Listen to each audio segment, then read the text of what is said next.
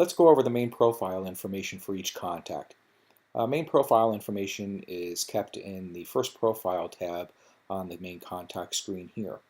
So we'll have the first name, middle name or initial, and last name, the individual's company name if applicable, their title, the name of their spouse or partner, the salutation, which can be used for correspondence and letters, the prefix and suffix for the name. These are drop down, so if you don't see the one they want to use is being listed here, you can simply click on the plus symbol to the right of either of those fields and enter in the new value. Click on Add, and that will automatically then be populated in there for later use as well.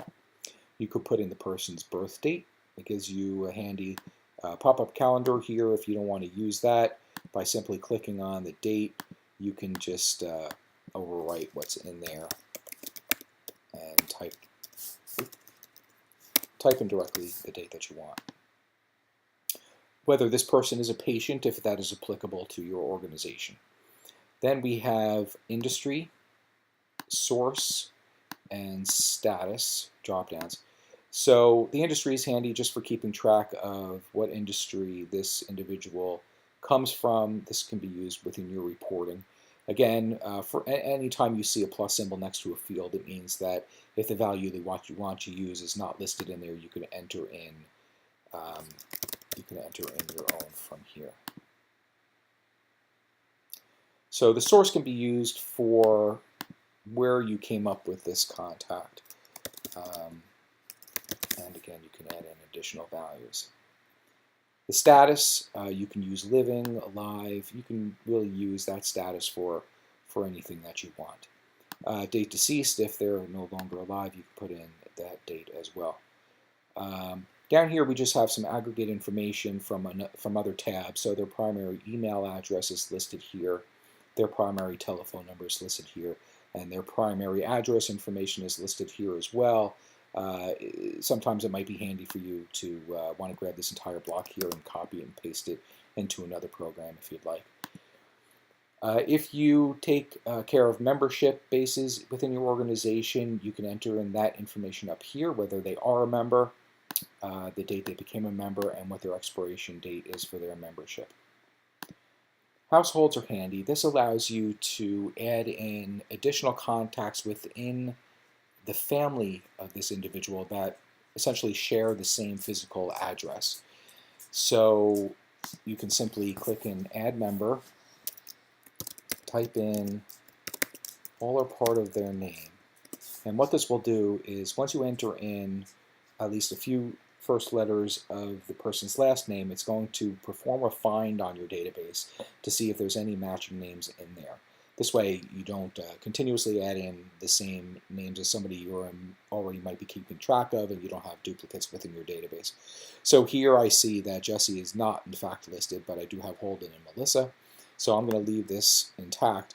If one of these matched the entry that I was putting in here, I could simply click on the name, and that person then would automatically become a member of the household.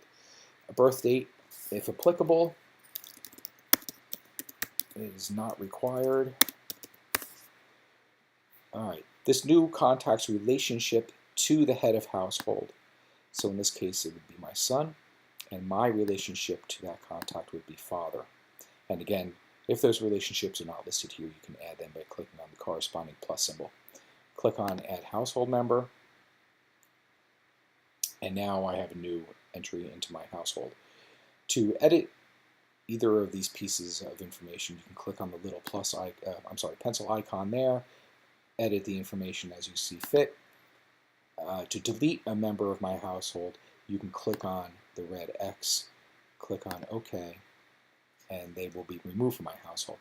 Take note that deleting them from my household, it does not delete them as a contact within your Wickcheed database. It simply removes them from my household.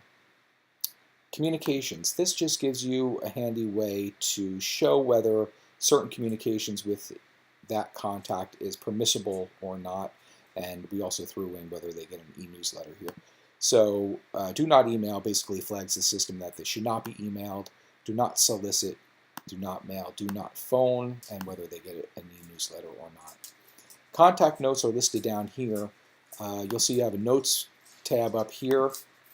This basically just allows you to add in notes which are time-stamped with the date and time that the note was entered and what staff member added that note.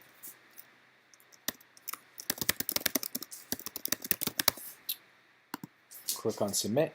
The note will be listed here, and you will see that this will also give you a quick little listing of all of your contact notes for easy view here. If you add or change any of this information along the way, be sure to click on Save after you're done, just to lock in and save that new information.